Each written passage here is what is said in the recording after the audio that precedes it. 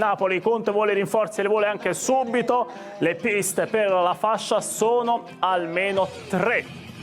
5, 4, 3, 2, 1, 0. Alfredo Pedulà da Roma, buonasera. Diciamo al Senato, Buonasera. visto che ci segue tutto il Senato, mi dici un po' tutte le notizie di mercato e poi devo fare 2 domande cattivelle al Presidente del Senato, in quanto il calcio italiano non dico sta morendo, ma ci sono problemi seri e quindi chiediamo anche l'intervento ufficiale della politica. Però Alfredo, prima facci divertire con un po' di news, grazie. Ma un po' di notizie. Il Napoli sta valutando l'opportunità di andare a stringere su un esterno offensivo. Ci erano circolate delle voci su alcuni nomi che non sono stati confermati, per esempio Nusa, che ha una valutazione di circa 50 milioni, per esempio non c'è stato ritorno su Chiesa. Il Napoli vuole scegliere con calma e farà prima delle cessioni. Simeone è un attaccante che piace molto al Torino. Il Milan è fermo. C'è anche il tema Napoli, è vero che ha fatto un buon mercato finora, però Conte vuole quei 3 rinforzi, vuole l'esterno e ancora non arriva anche lì. Sì, però insomma il Napoli ha fatto un grande mercato finora anche nella tempistica, perché è vero che fra 24 ore è il 1° agosto, ma siamo ancora nel mese di luglio. L'anno scorso Conte ha avuto un mercato che ha garantito alla fine la possibilità di lottare per lo scudetto e di vincerlo, e il mercato l'ho avuto nell'ultima settimana di agosto, quindi mi sembra che possa, siccome ha la rassicurazione da De Laurentiis che verrà completato il mercato, io penso che quest'anno Conte in questo momento dell'estate possa stare tranquillo. E sugli altri temi, per Yashari bisogna essere coerenti. Se il prezzo... Sta lavorando meglio sul mercato Minoliti, perché qui la situazione inizia a sfuggirmi di mano. Ma secondo me onestamente il Napoli ha fatto già parecchio. Poi, ragazzi, ma fare parecchio non significa fare bene, attenzione. No, chi però, sta facendo meglio? Può essere che fa bene anche una che ha fatto 2 acquisti. Però secondo la Roma me, Ferguson è un bellissimo attaccante. Sono perfettamente d'accordo, infatti anche la Roma è una società che si sta muovendo bene. Poi sai, comunque c'è ancora un mese, quindi noi dobbiamo valutare. Ti posso dire che, voglio dire, poi bisogna vedere sempre da che punto di vista la guardiamo. La Fiorentina per me si è mossa bene, anche per i giocatori che poi riesce a convincere a rimanere. Non è soltanto quello che arriva o quello che va, sono anche i giocatori che hai che magari sono contesi e possono avere offerte e proposte, e invece tu alla fine riesci a tenerli. Anche gli allenatori devi mettere nel computo, per cui per esempio secondo me sotto questo profilo il Milan e la Fiorentina hanno fatto dei bei colpi. Hanno preso 2 top player nel ruolo, e secondo me sono d'accordo anch'io che non bisogna solo guardare chi arriva, bisogna anche guardare come vendi, perché Sartori che vende Ndoye, Alfredo correggi, mi hanno detto addirittura non più 40 ma 43. Se tu vendi a Nottingham Forest... Sono 40 più 5. Dunque vuol dire che veramente... Sono 40 più 5, alcuni di questi 5 sono facili, alcuni non sono facili, bonus, e poi c'hanno un 10% da futura rivendita. Sicuramente ha venduto molto bene, ma ti conferma che il Napoli 45 non le ha mai offerte. Capolavoro di mercato, Michele, dunque bisogna anche fare questi complimenti. Posso tranquillizzare gli amici tifosi del Napoli? Che è successo? No, perché io sono andato via qualche giorno, torno e il Napoli ha un problema di mercato. Non è che sono diventati scarsi Beukema, De Bruyne, Lang, questi qui che ha preso Luca, sono buoni. Cioè, io sono andato via 10 giorni fa, erano buoni. Sì. Sono buoni uguali. Certo. Quindi il mercato del Napoli possiamo accenderlo. Sì, però anche Conte sta dicendo che quei 3 rinforzi ma Conte ne vorrebbe 80, li vorrebbe tutti. Però, Enzo, Firenze, Bocchioni. No, ma guarda, c'è una considerazione da fare a proposito del Napoli, della Fiorentina, che si è un po' fermata sul mercato. Molto facile dire che stanno facendo bene. Perché? Perché quando hai una squadra pronta al 70-80%, anche se ti mancano 2 o 3 pedine importanti, quando arrivi alla fine del mercato, alla fine d'agosto, e la squadra ti funziona già, è facilissimo immettere 2 o 3 pedine in un contesto di organizzazione di gioco che hai già e con dei meccanismi già consolidati. È questo che sia il Napoli che la Fiorentina e anche altre che hanno la squadra pronta possono stare tranquilli e aspettare che magari qualche prezzo cali, qualche esubero, poi in squadre più importanti anche della Premier verrà fuori. Quindi credo che sia una strategia, non è cambiato nulla rispetto a quello che dicevamo del Napoli. Il Napoli non ha preso un Ndoye perché l'ha ritenuto troppo elevata la valutazione. aspetta, ma prenderà un altro esterno. Io non credo che Conte sia in fibrillazione, sa benissimo che quel patto che ha fatto con De Laurentiis reggerà. Il Napoli deve essere competitivo anche in Champions, ma la stessa Fiorentina, Pioli si aspetta 2 o 3 giocatori, si aspetta un centrocampista con caratteristiche diverse, una seconda punta, ma l'impostazione c'è già, l'intelaiatura, hai tenuto Ken e De Gea, sei ripartito da lì e quindi con calma completerai l'organico. Nel frattempo il nostro Gabriele Schiavi titola zuppa inglese, perché Conte ovviamente vuole attingere dalla Premier. È più una zuppa o è più inglese? Non lo sappiamo, potrebbe essere anche un'insalata russa in questo momento. Però, Malù, cosa ridi? Che c'è da ridere? Bel titolo di Gabriele, comunque non ne sbaglia uno. No, E quello Supercassi non l'hai visto? Anche quello Supercassi. Stavo vedendo che stavo pensando ai 2, Sterling magari durante una partita. Per Cassiamari non ti è piaciuto? Come no, mi è piaciuto sì. Però diciamo di Sterling Sterling che in 20 minuti ha ancora la gamba per poter comunque incidere. Dunque io fossi nel Napoli un pensiero lo farei. Sì. Allora andiamo di quiz. Vittorio De Gaetano è arrivato agguerrito dopo aver seguito il ritiro del Napoli con Admiral Bet News. La prima domanda. Abbiamo visto che Osimhen si è presentato con un'accoglienza trionfale come era normale immaginare a Istanbul. Il Galatasaray adesso sta preparando tutti gli annunci, la presentazione e quello che deve fare, e il come in automatico pensa che possano liberare Morata. In automatica ancora non c'è, perché il Galatasaray vuole rientrare un po' dalla spesa fatta. Queste sono le immagini che ti dicevo prima e dobbiamo aspettare che comunque si sblocchi questa Ma gli operazione. avete spiegato che non è andato al Real? Cioè questo è impazzito per andare dove? Al Galatasaray?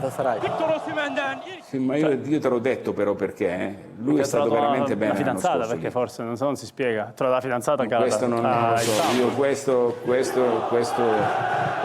stai dicendo tu. Ho capito, si è trovato bene, questo ha rifiutato tutto e tutti, ha fatto il pazzo per andare al Galatasaray. Cioè capivo Barcellona e Real Madrid, tutta questa euforia. È andato nel 7° campionato europeo per fare, e sta facendo sto cinema impazzito completamente. Cioè uno degli attaccanti più forti del mondo, così contento di giocare con Galatasaray.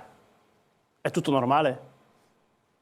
Si è trovato bene, lui l'ha visto. Ho capito che si è trovato bene, lo vuoi dire 7 volte si è trovato bene? Cioè, perché si è trovato bene con la città e con la società, è contento di andare al Galatasaray. La carriera, cioè Malum, me la spieghi o no? Si è trovato bene. Io ti dico la mia, l'ho sempre detto. Lui puntava ad andare, secondo me aspettava qualcosa di importante dall'Inghilterra, qualcosa di importante per accontentare il Napoli anche, non è arrivato. Il Galatasaray ha fatto una cosa che non ha mai fatto nella sua storia, perché i club turchi di solito queste cifre anche lontanamente non le pagano. Dunque hanno voluto fare una cosa speciale, lui l'ha voluto ringraziare rimanendo lì, dicendoti che poi per lui quest'anno è fondamentale stare bene e giocare tranquillo. C'ha la Coppa d'Africa, c'ha le qualificazioni per i mondiali, dunque è fondamentale trovare una comfort zone. Trovato la comfort zone. Si è trovato bene. Sono delle... No, ma guarda, ci sono delle... Tu ridi perché... No, ma ci stavo riflettendo mentre... Ci stavo riflettendo mentre incalzavi Malù. Però, sai, ci sono delle carriere di giocatori che... anche di grandi giocatori, che poi si legano a determinate piazze e tu dici, bah, poteva magari fare una carriera diversa, poteva... Perché giustamente, io ti dico, per esempio, Di Natale. Di Natale è stato una bandiera dell'Udinese. Di Natale è un giocatore che tutto sommato alla fine, per l'attaccante che è stato, uno si chiede, ma perché non ha giocato in un grande, cioè in un club? Perché ha rifiutato la Juve. Come? Ha rifiutato la Juve. Era già stato venduto. Alla fine ci sono dei giocatori che per dei motivi che alla fine non sono solamente, cioè, squisitamente tecnici, perché come dici tu, Osimhen poteva scegliere, cioè, Osimhen è un giocatore che lo potresti vedere nelle prime 5 squadre d'Europa e non guasterebbe nulla, giusto? Certo. Ci sono delle questioni che sono metatecniche, che alla fine fanno sì che un professionista comunque che potrebbe andare appunto a giocare nel Barcellona, nel Real, nell'Inter, nel Manchester City, dove vuoi tu, nella Juve, nel Milan, alla fine dice io sto bene qui. Sono un re, sono il re di Istanbul e sto qui, come Berardi. E Berardi adesso siamo su diciamo livelli diversi, non è per l'amor del cielo, però Berardi alla fine Quante squadre sono state dietro a Berardi in tutta la carriera e lui non si è mai voluto muovere da Sassuolo?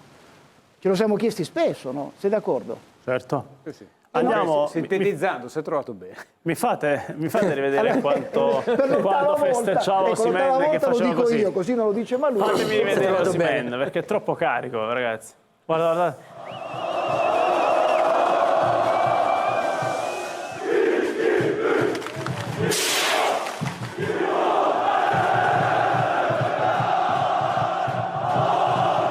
Comunque Galatasaray Ma non mi Fenerbahce, spieghi che significa io sono questa stato a roba? vederla, è Che uno cos'è? dei più bei derby, veramente, c'è da avere paura. Galatasaray Malu, Fenerbahce, mi spieghi? inferno.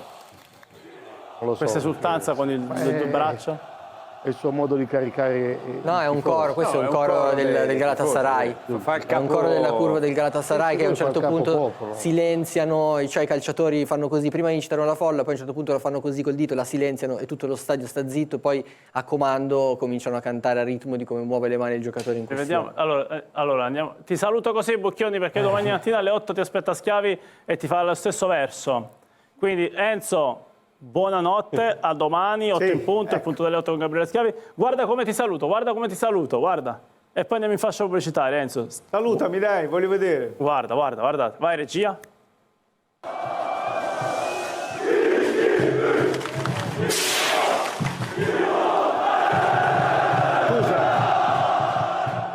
Ma chi altro glielo farebbe? Ma secondo voi al Real Madrid, al Paris Saint-Germain, gli avrebbero fatto una roba del genere? E lui si sente un re, un idolo, un Scusa però, extraterrestre. arriva da per quello Napoli, sta non lì. arriva proprio, con tutto il rispetto per la città di Bolzano, da Bolzano, arriva da Napoli dove non mi sembrano proprio tifosi sereni, tranquilli e pacati, pure loro ti danno una carica di entusiasmo e di adrenalina. Ha vinto uno scudetto a Napoli, poi a Napoli non fanno Lo però so, comunque però non c'è fanno... più. Il Napoli era una storia chiusa. Ho capito, però per dire, era abituato alla grande passione delle tifoserie, quindi nulla contro Sì, Galatasaray. ma io credo però che a al Real Napoli Madrid sarebbe non va uno bene, dei Napoli. tanti, no? Lì è un idolo assoluto. Ha questa psicologia, questo è un problema psicologico, perché sentirsi in quel modo lì, solo lì te lo garantiscono. Ripeto, vai al Paris Saint-Germain, e Osimhen sì, è uno dei 10-15 giocatori forti, al Real Madrid uguale. Quindi sono ragazzi, come dicevo una volta. Ciao, ragazzi. buonanotte. Ma poi tutti addosso. Coraggiosamente mi sbilancio. Secondo me si è trovato bene. Si è trovato bene. Malu, alla fine... Niente, Hai povero visto Malu. cosa hanno preparato? Ecco. Che hanno preparato? Come ha detto Enzo, si sente il re, hai visto? Perché Malù viene sempre qui la sera in trasmissione? Perché si è trovato Perché bene. si è trovato bene. Certo. A tra poco, se vi trovate bene. Ieri a mezzanotte abbiamo fatto gli auguri in diretta ad Adriano Galliani per i suoi 81 anni, adesso a mezzanotte noi li abbiamo fatti noi, ma ci è pensato Aurelio De Laurentiis a fare gli auguri ad Antonio Conte a mezzanotte in punto. No, quando li ha fatti, scusa? Mezzanotte, eccola. Caro Antonio, tantissimi auguri da me, dalla mia famiglia e da tutto il calcio Napoli. Auguri ad Antonio Conte. Com'è?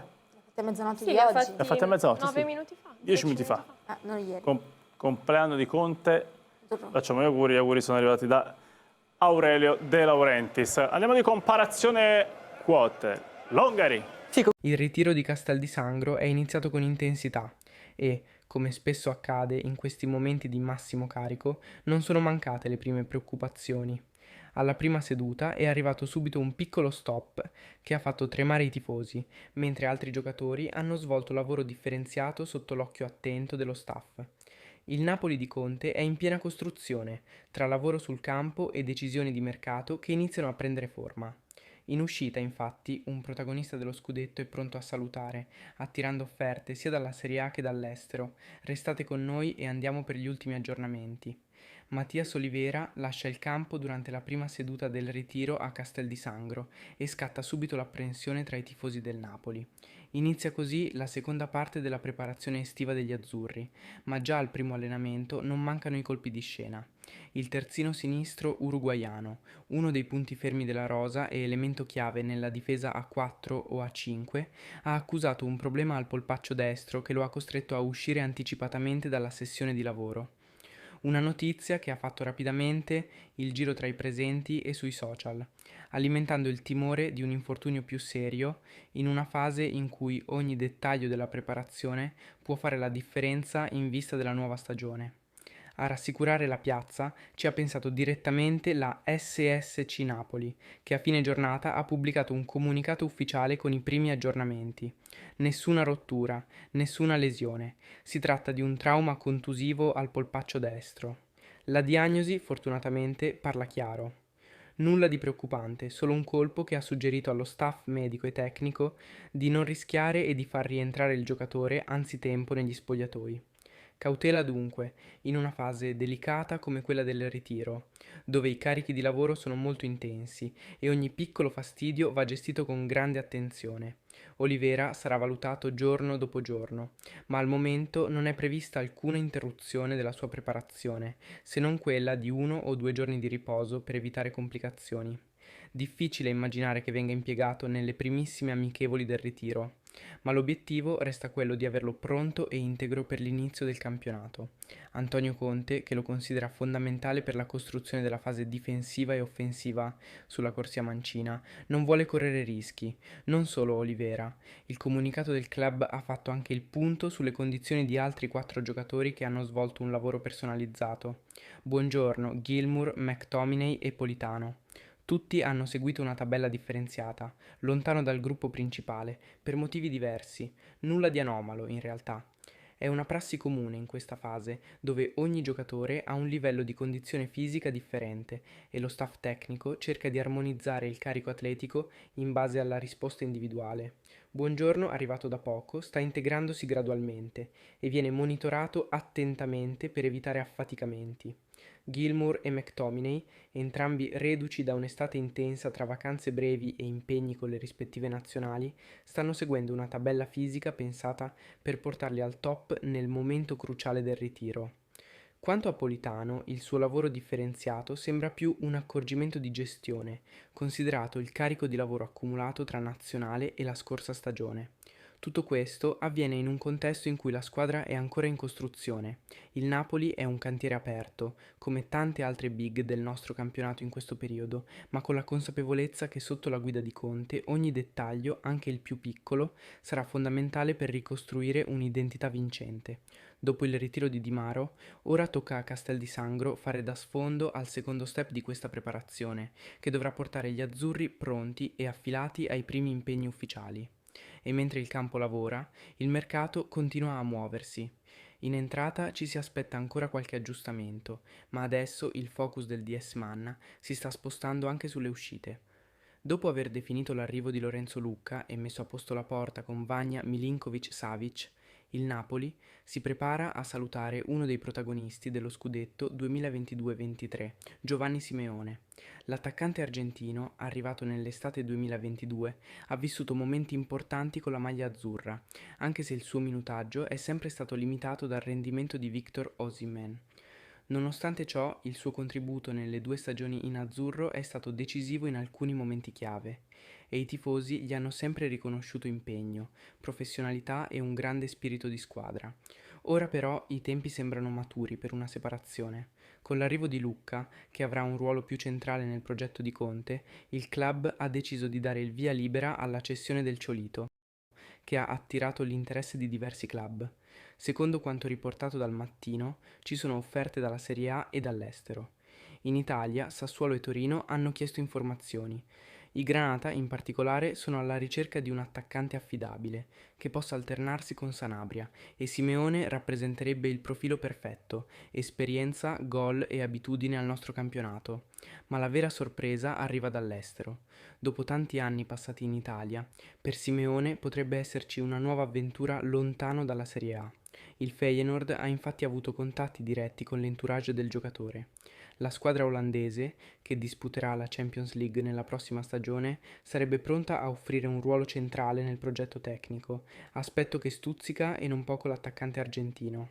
Una chiamata europea, con la possibilità di giocare stabilmente e in una piazza calorosa come Rotterdam, potrebbe rappresentare la svolta per la carriera di Giovanni.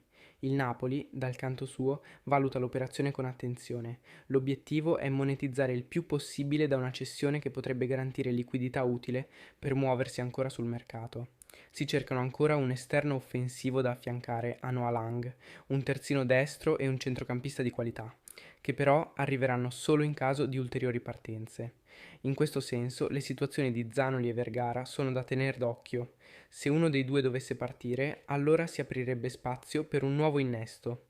Simeone lascia quindi un'eredità importante, anche se in parte silenziosa.